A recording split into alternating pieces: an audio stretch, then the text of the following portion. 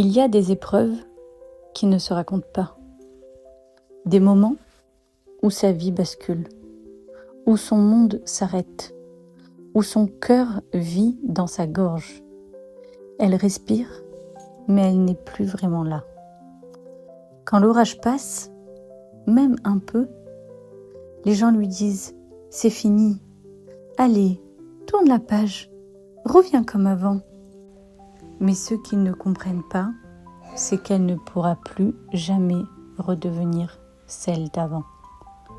Elle est reconnaissante, tellement reconnaissante pour ceux qui l'ont soutenue, ceux qui l'ont portée, ceux qui ont tenu sa main quand tout tremblait.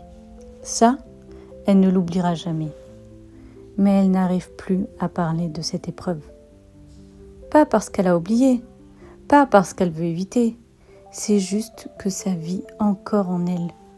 C'est trop profond pour être mis en mots. On croit que quand la vie reprend, le cœur reprend aussi. Mais l'épreuve, elle reste collée à sa peau. Elle s'accroche à ses os. Elle résonne dans le silence de la nuit.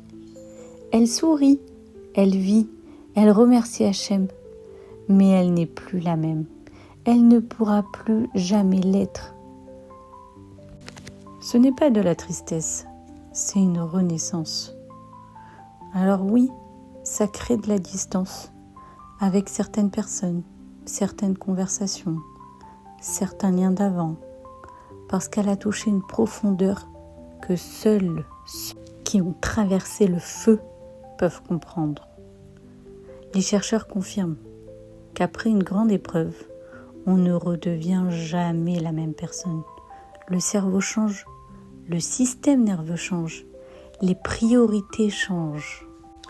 Elle voit la vie autrement parce que son cerveau n'est plus le même.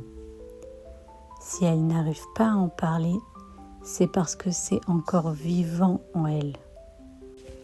Elle a changé depuis son épreuve, pas par choix, par transformation.